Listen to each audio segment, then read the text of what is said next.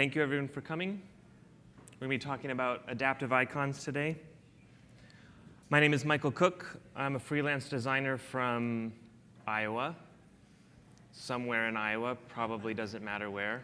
It's Fairfield, but no one's keeping track. I focus on interface design and then have a particular fondness in app icons.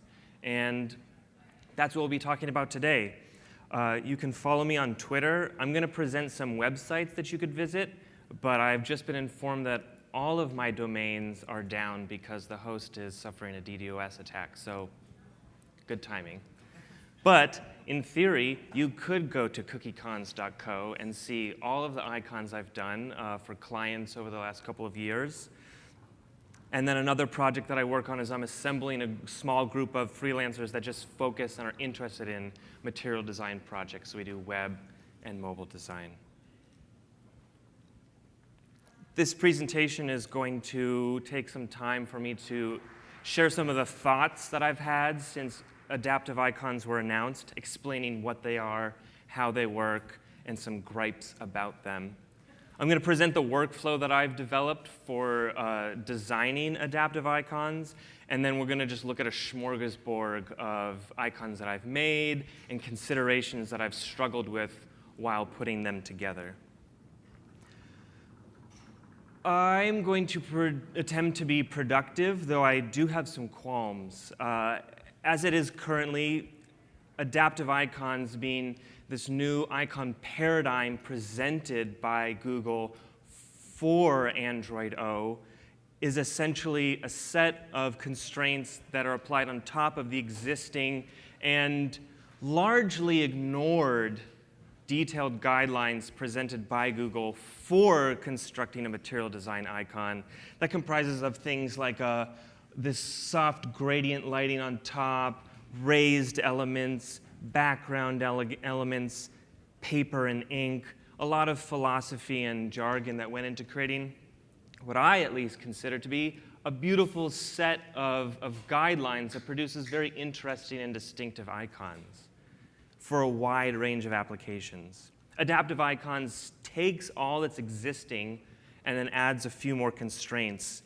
being the concept of an arbitrary mask and moving separate layers. So this arbitrary mask is something that we can talk more in detail about, primarily because it's happened before adaptive icons, and Android O has implemented it. Moving layers, we're going to have to be theoretical and conceptual because even with the launch of Android O, they remain absent. So we have yet to see what Google intends to do with these multiple layers now that are comprising these icons, and the launchers and phone makers who have now access to this API.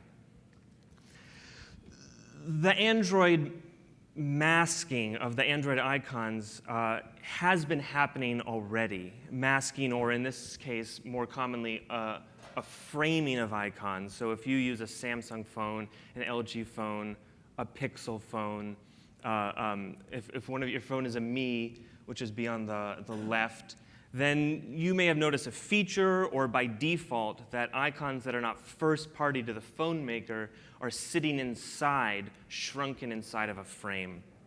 And this seems to simultaneously please many people in phone makers to the fact that it is implemented by many of the phone makers, and yet also appears to be something that Google is concerned about and wants to address. And the concern in this case is that these icons were designed at a certain size and then shrunk down to a smaller size, being less visible in comparison to the first-party apps. This precedent was even set by Google itself when they launched their Pixel phone and initiated their round icons, which they haphazardly implemented to some of their products and left others framed, as they're concerned about happening to other apps and the ecosystem at large. The way it's structured is that you get a background layer and a foreground layer, and then the launcher and the phone maker gets to set a mask shape. And currently, they've been squircles and squares and rounded rectangles. But this new situation presents an unparalleled amount of freedom in what type of shape can be applied to our icons. And we're, in a sense, at the mercy of the launchers and the phone manufacturers to the types of masks that they will apply.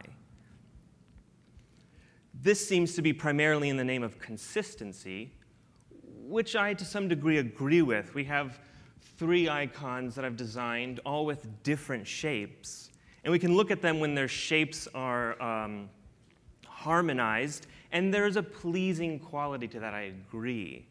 But this is maybe an unfair comparison of inconsistent silhouettes to consistent silhouettes, because what we'll more likely see is a situation like this. And this is what we have common across most of Android currently and iOS, where even though we have a consistent outer shape, the inner contents, and I would argue the more important contents, remain disparate. And that lack of consistency is what is going to stand out to us. If all shapes are the same, then it's the internal content that stands out and becomes compared. So consistency that's pervasive becomes ignored, and the inconsistencies are what arise. But there's an opportunity to potentially have the best of both worlds, in which we can have diverse internal content that maintains aesthetic similarities as well as a superficially similar shape. And comparing these two, I would be comfortable with either approach. The concern is to the degree that we'll be able to see internal consistency matching external consistency. And there's maybe a concerning situation where, in theory, applying a consistent outer shape and a minimal aesthetic is appealing, but we're seeing a phenomenon that exists across the industry that looks something different. And I see it as this kind of convergence towards, and this has been noted by others, by no means my observation, a convergence towards brands presenting their primary logo, their symbol, as the central element, typically white, and their brand color in the background. And this makes sense for a lot of situations and is preferable and existed in the previous paradigm of freeform icons.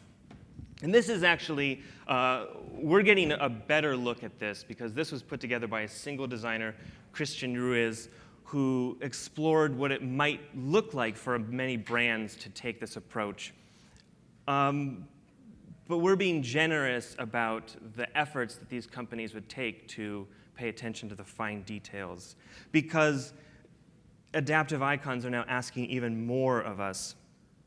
And we would hope that then the platform presenting this new approach would lead in terms of presenting a strong attempt to make the most of what these new opportunities provide. But so far, we get instead a presentation with the launch of O of maybe the potential of this to fall apart and lead to even less and more strange inconsistencies where this is an opt-in system. Unlike iOS, where the mask is applied regardless, in this situation, you have to target the API for your icon to be masked. And if you don't, if you are reluctant or you're holding out, your icon will remain as it was until maybe a mob protests outside of your headquarters and demands you to change it. So we see a hodgepodge of icons, and there's precedent for this even. We would hope that it would change over time, and that's just an example of teams not catching up. But with iOS, since the launch of iOS 7, we've seen this gradual and pervasive move towards largely what we're seeing already. And so it doesn't give a lot of hope that things will come together to lead to this new consistent utopia of icons. In iOS, it's even a simpler situation because you have the entire fixed frame to work within. And these this convergence is existing on a platform where you have the whole space available to you. And while we get technically a diameter of 72 dp for our icons, we also have to take into account the fact that the corners can be shaved off. And even in some cases, we have less space available because of the ways that the masks can be applied. And we don't want to make our content go edge to edge because that would be a severe faux pas. We need room for padding. And this pushes our primary real estate for icons even deeper into the center. And this is the end of my gripes for the most part. And I don't want to in any way try to compare this issue to the more deep and prevalent issues of racism and sexism in this industry. But there's this concerning aspect in which this is going to almost, this new change is going to almost be a non-issue for companies who have the resources and the designers and the money to either come up with a really beautiful, elegant, compelling mark that fits within a small space and can afford that relatively small window and has a legal team to defend that increasingly minimal shape.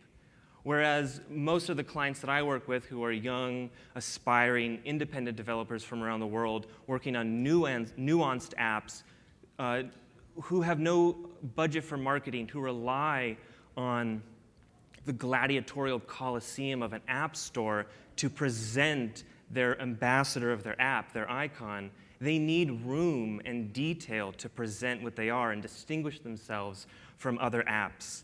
So this seems like a situation in which the previous paradigm allowed these types of icons to exist, and the developers who needed icons with more nuance had freeform static canvases to present that in.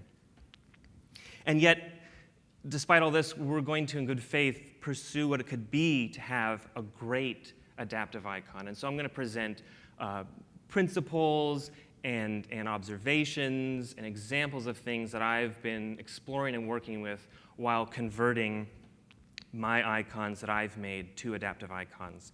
And I see maybe 3 core aspects of what drives my icon design, being principles of the psychology of perception, being true to the spirit of material design as set in the guidelines, and then trying to strive for this poeticism of form, this elegance, this cleverness, this creativity of using the constraints we're given. And it's becoming increasingly tricky. The principles of psychology that have been informing me recently are a book I'm going through. It's a fat book, so I can't claim to have finished it yet, but I recommend it. It's very interesting. The author is exploring how to present maybe a scientific or psychological or neurological basis for these aesthetic preferences we seem to have. And it's maybe a lifelong book, but I've been enjoying going through it, and I'd recommend it as well. So my credentials come from my experience over the last 2 months working to slowly convert all of the client icons. I've done about 90, and I'm about halfway through, just as an exercise to learn more about this, taking way more time than I probably should, to convert all of my freeform icons and conform them into the adaptive constraints. I want to talk about the workflow that I've developed because that comes into play. One of the goals of this is to add simplicity to icon creation, and I'm going to unfortunately also have to bring that into question. Previously, you could take a canvas, an artboard, come up with an iteration, duplicate it, continue working, compare between them, and have the icon as it would look on your phone right there. Working in 2 layers, it's going to get a bit more complicated. And so if you worked in Sketch, I'm working in Figma. If you don't know Figma, it's an online evolution of the approach that Sketch has taken to interface and vector design with Google Docs level multi-user editing and a lot of other great features. In Sketch, we have the concept of a symbol, which is like a dynamic element. You can make children or copies of this single element and cascade changes across those duplications. Figma has a similar concept of components where I can make a component out of an artboard that is the background layer, a component out of the artboard that is the foreground layer, and put both of those into a new artboard and have them be superimposed so that where I make a change to an element of the background, I can see it reflected with both layers merged, but I can also be working in the layers separate as we'll need to.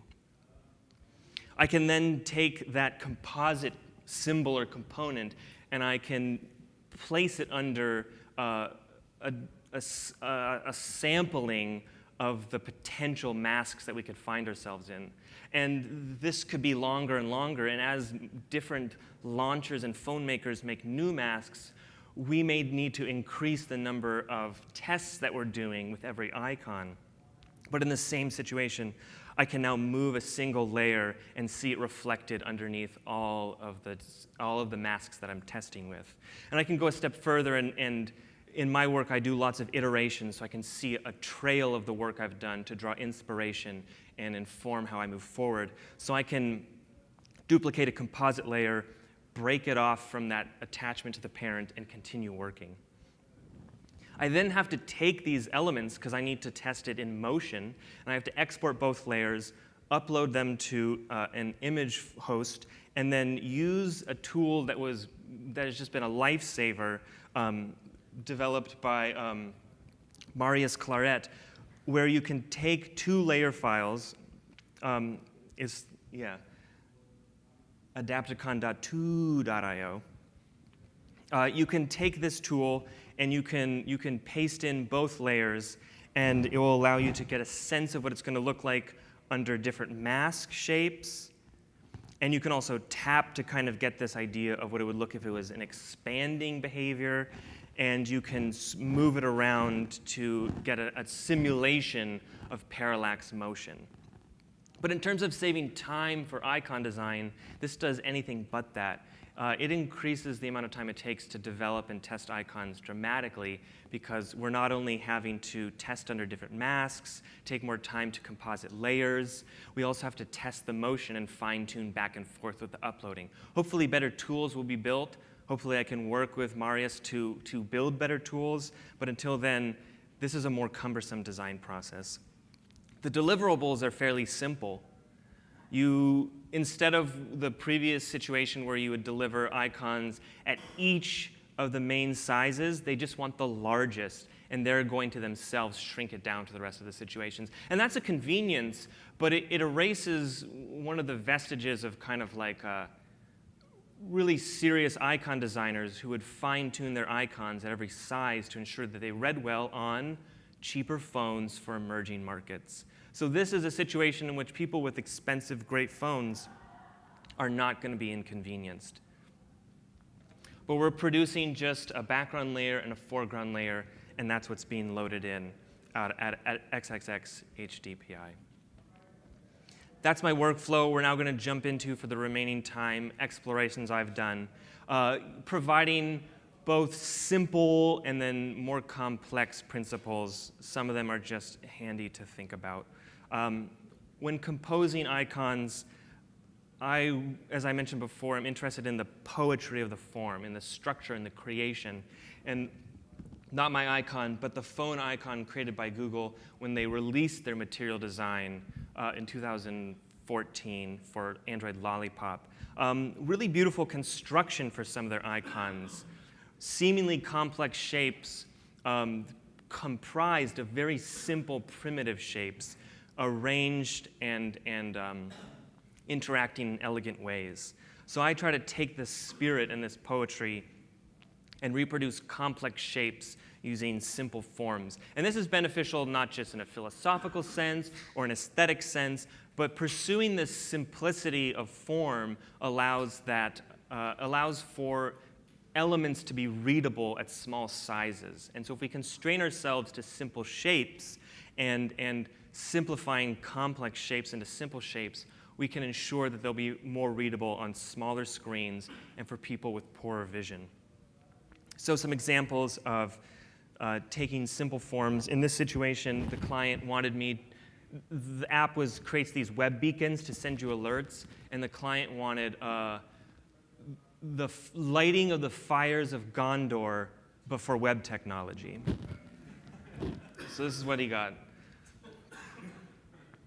In this situation, the app is a music app called Phonograph, and so the task was to reproduce the horn of a phonograph in a simple and compelling poetic shape.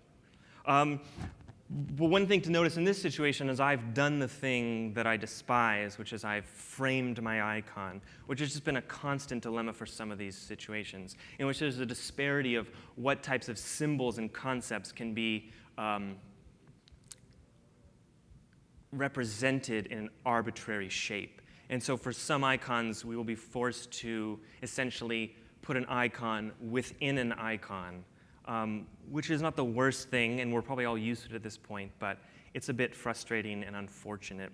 So I've been struggling with balancing whether icons can be represented full bleed or need to be framed. So this one worked very well as a circular icon that had a simple punctuating asymmetry to it. But if we try to maintain this full bleed, we get something that works kind of well enough under the circle mask, but very much and uncannily breaks down at other mask shapes.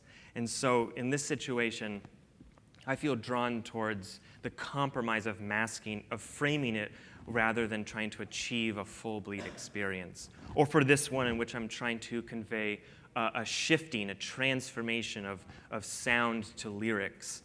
I'm unsure as to whether it can be conveyed clearly enough when the two shapes are lost because they pull out so far, or you zoom in so much. The boundaries have to pull out.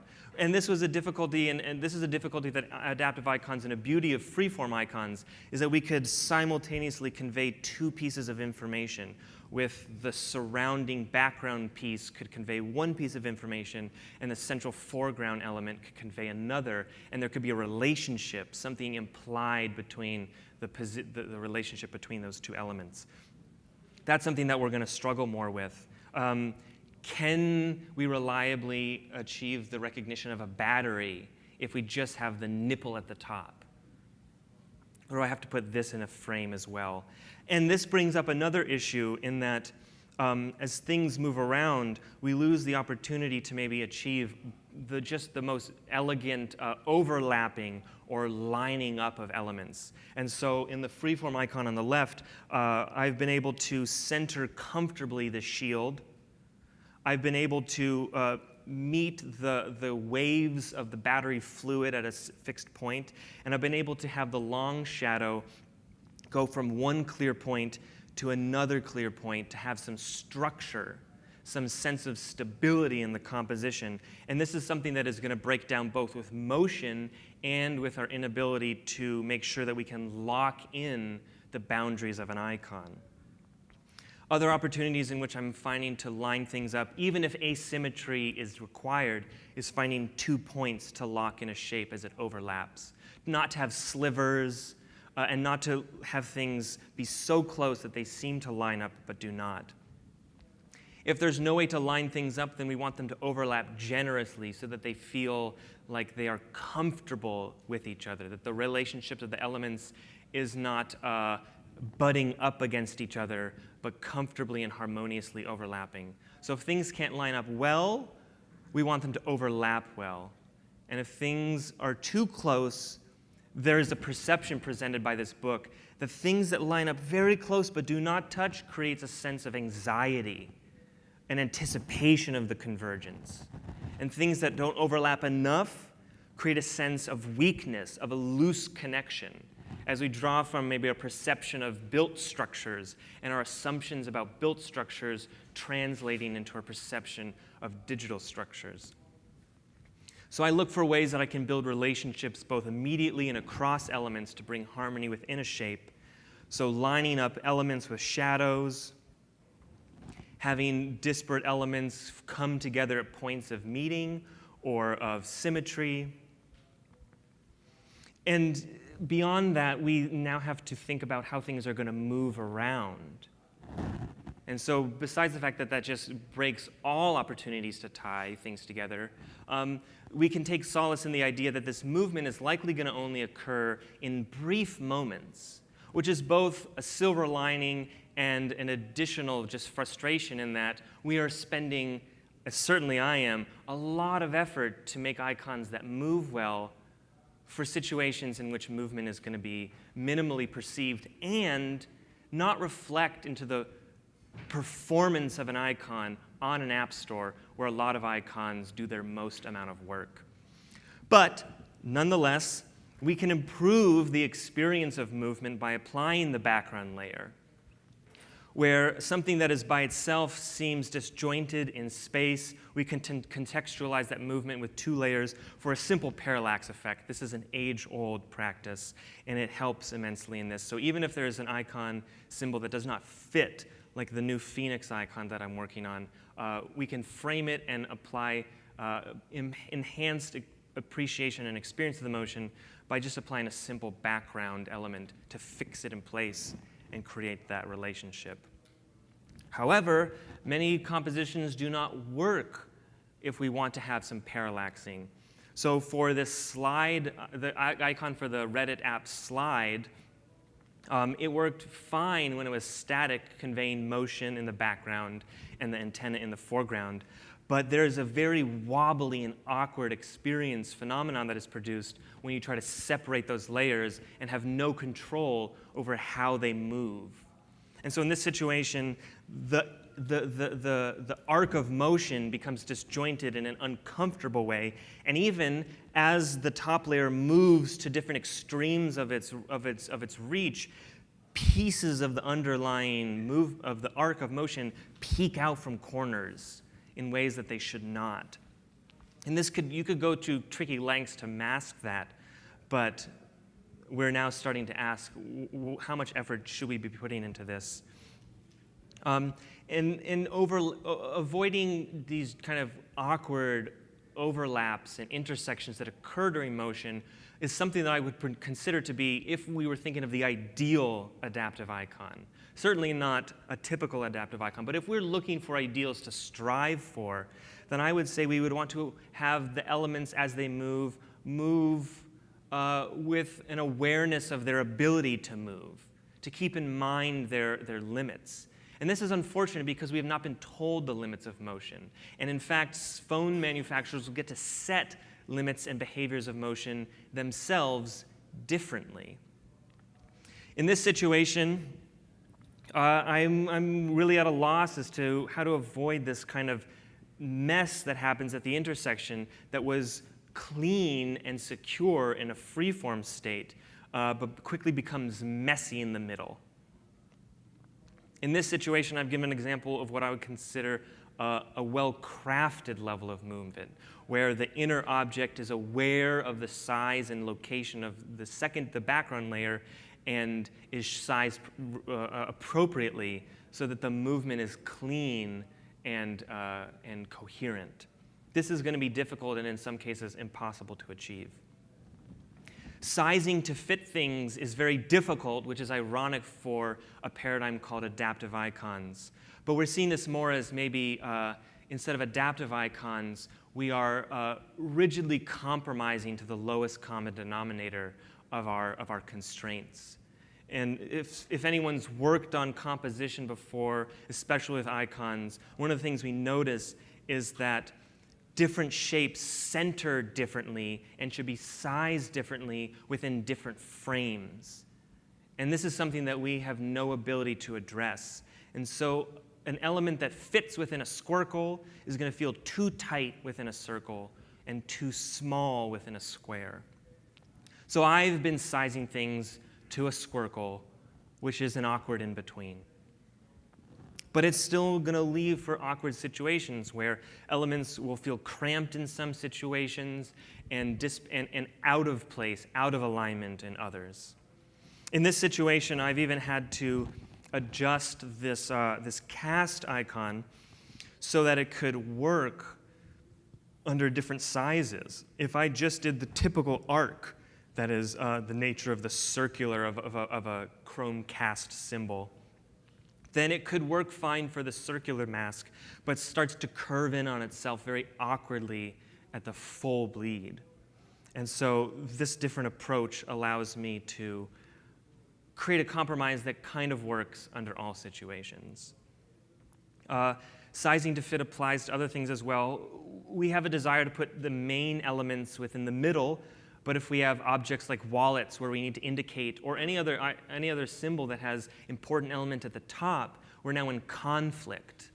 And so not only are we in conflict for centering objects, but the space around that object becomes more acute when you try to get out towards the corner, when you have important things at the top. In this situation, I've done my best to make sure that the teeth of this torn paper have clean intersections with the masks at all these main shapes. So it lines up perfectly with the square, it hits the top corner, it hits the peak with a squircle, and it overlaps cleanly in a circle. Again, I am going to be unable to accommodate all situations, and someone will be able to produce a mask that will reflect poorly on the composition of my icon and my product and my brand. In this situation, the circle is just very limiting, and I've got to size the background elements of this Gwent card to fit well within varying shapes. Some concepts for elevation and lighting. A basic one is I would recommend putting, if you're going to be using the conventional finish lighting that is recommended for material icons, that they go on top so that the foreground element has the sheen. And so as there's a movement, you kind of get this feeling of a cascading of light as the object moves, potentially in some conceptual space. But there's more complex things that come into play. And another reason why this gimmick of motion really challenges some core practices in good icon design, especially when there's lighting involved. So if we're casting shadows onto colored elements, those shadows should not all be black. In web design, we're kind of stuck with that. And even for interface design largely, we're stuck with black shadows on everything. But when we have icons, we really want to get into the fine details. The top color of this long shadow is colored differently than the bottom shadow so that it marries more naturally with the color that it's on top of, much more like natural lighting. But we can't do that. If we had just all the dark gray, it would make the shadow over the red muddy and dirty.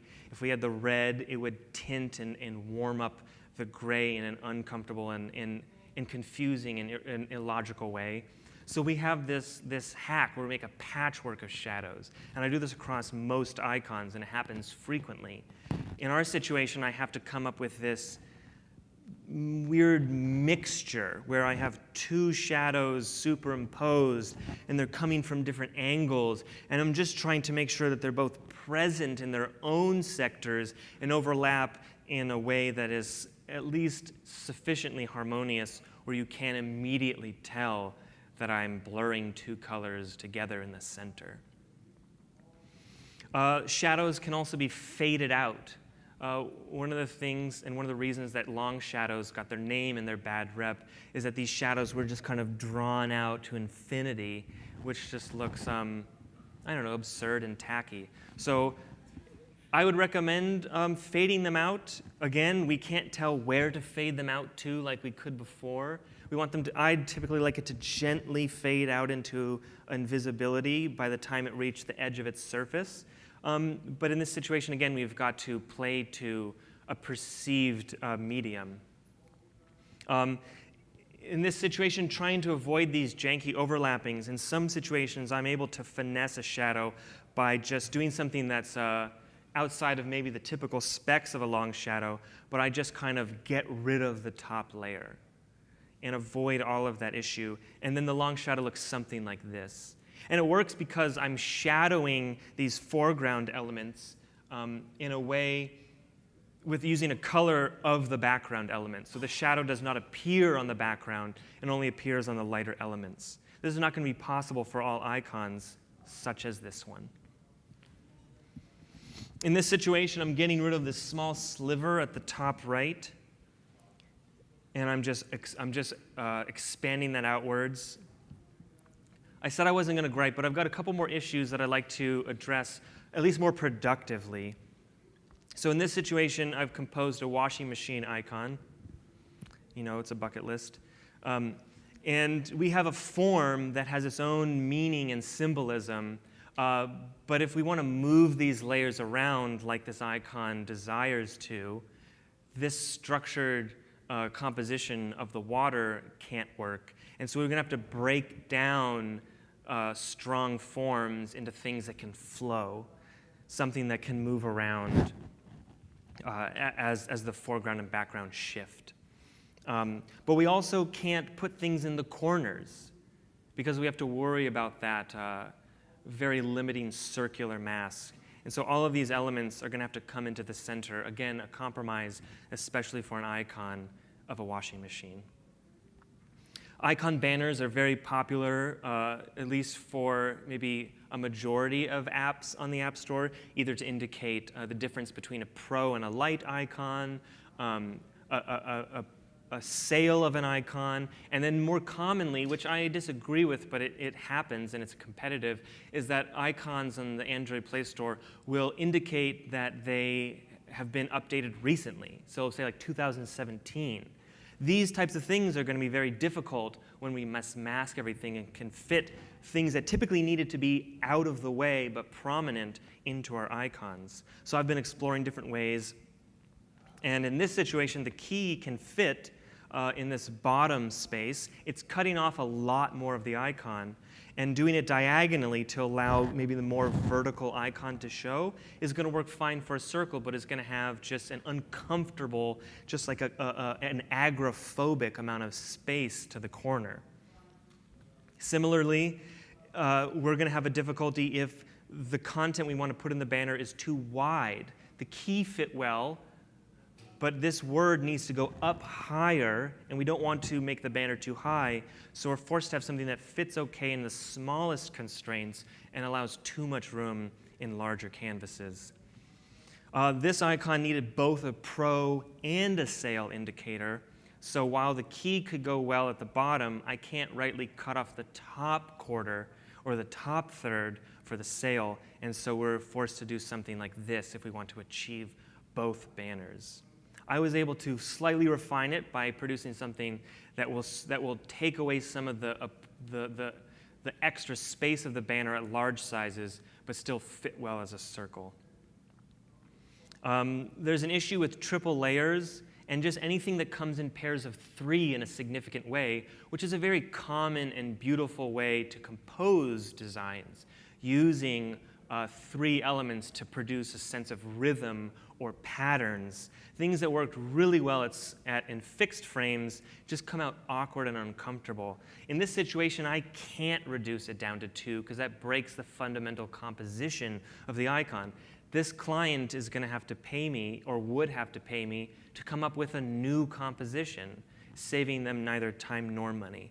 In some situations, I'm able to adequately remove a layer and drop it down. But in this situation, while I can reduce the layers, we're also seeing that I'm losing some information, that we're talking about a card, because that card is lost. And so I've been exploring interesting things we can do to accommodate some of this and to maybe just shine a compelling and innovative and novel or appealing light on these new constraints. So in this situation, I'm typically hiding the card, but I'm allowing the shape to be revealed as the parallax occurs.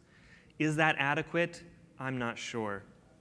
In this situation, I'm using revealing elements in a more aesthetic way, where I just have kind of circles of color that exist outside of the borders that only appear when motion occurs, just to add some intrigue.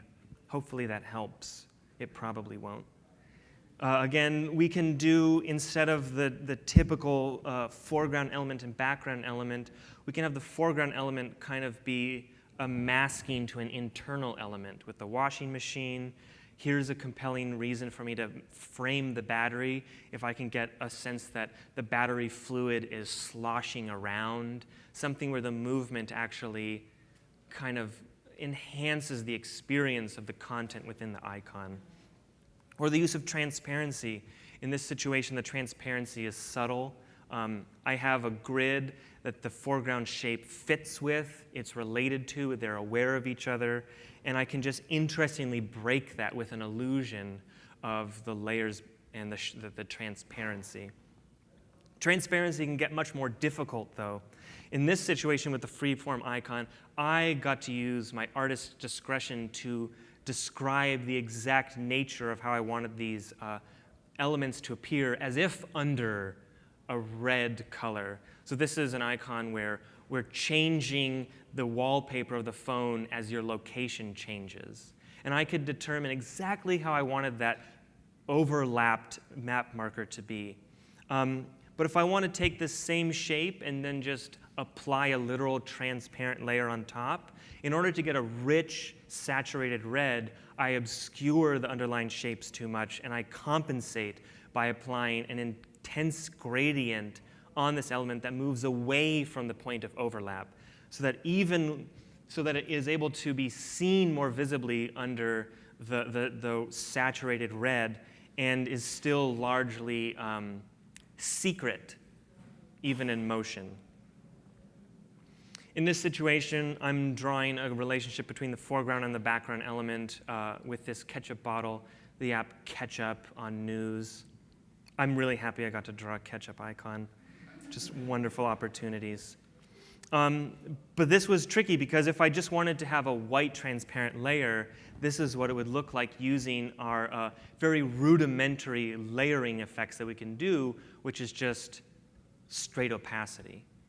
So what I had to do is take a foreground element that actually only has a very small amount of actual transparency, where there's a strong white coming from the top and a rich red matching the underlying red at the bottom, so that when they superimpose, you can't tell that there is coloring on top, and yet it feels like there's a strong pop of color and the movement can still occur largely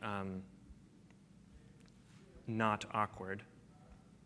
We can just do some interesting things where movement exists in our lives where we can take advantage of it. So in this situation, I just have an icon that was an eye. And this lends itself well to moving around. And this is something where we will find kind of neat and peculiar and fun ways to play with this. So adaptive icons add these two new elements that have never really existed in iconography and allow us to do some kind of interesting things to otherwise static and boring icons. This took a while to compose and was technically difficult, and it's something that's only going to be perceived when the phone is moving or swiping. We can achieve beautiful effects, but at what cost? And are these effects going to really allow us to present our brands in the best light? And are these icons adaptive, or are they just succumbing to external constraints that we really have no way to adequately prepare for? Thank you.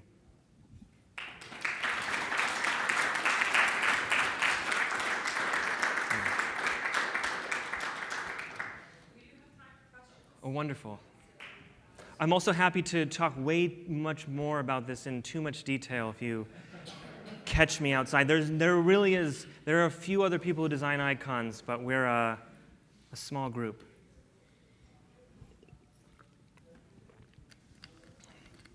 I really appreciate the opportunity to share this all, so thank you for having me. Yeah. Hi. This reminds me a little bit of what happened when HD TV came out. You know, everything used to be in a 4:3 box. All the TVs were kind of square, and everyone had a frame on their TV, and you had no idea what that frame was. So everything in TV was shot in this kind of center area. And then when HD TV came out, you had this 16:9 perspective, but you actually had to do both. Your 16:9 frame had to have a 4:3 frame inside, and so you ended up still just making a 4:3 thing. So I wonder if you've ever thought about some of the kinds of things that have had to happen with television and how people have had to navigate those kinds of issues in relationship to what might happen here. Yeah, this icon has been modified to fit your viewing. There is precedent for constraints like this, and I typically, like Justin before, I strive to embrace constraints, and I'd say another interesting parallel would be the move from maybe even like Web 2.0 to responsive web design, in which we've seen, to some extent, a loss of what we can accomplish because we need to accommodate responsive web design. So we're no longer having to chop up these really rich photographic websites that have all this immense detail and all the pieces are fixed together, like for some of the really beautiful masterpieces of the web of old. And this move to responsive design has been criticized by many people for the loss of richness in design. What I want to look for is, who is this change helping? And what dimensions is this change affecting? And so when we're going from low-resolution TV to high-resolution TV, we're going from an experience that is going to provide us more, that was providing us less, and is going to provide us to more. And there's growing pains. And so some of this is going to be growing pains, in which we're just getting used to the idea that we now want to accommodate phone makers who, and this is the question, need different icon shapes. It's like, what is the underlying need here? With responsive web design, it was incredibly compelling. The idea to fit different screen sizes, new markets, the opportunity to make lightweight websites, fast websites, websites that could adjust in size to meet improved usability. So when we had responsive web design, we were improving things that was helping a broad base of people. In this change, it's unclear who we're helping, but to me it's clear who is suffering, and it's me. No. But we have to make like a value judgment. It's like the constraint and aversion to constraint is a red flag. We shouldn't just be averted to constraints, because as society becomes more complex and we appreciate more diversity, we need more nuance. And we have to take on the burden of increased nuance. And that's important for web and technology, for the way that we talk to each other, and the way that we give rights to people. But for icons, it's like, have squircles been suffering? Like, where is the suffering existing? And if the suffering is existing in like Samsung's desire to just make its icons look better than our icons, I have less sympathy for that. That's it.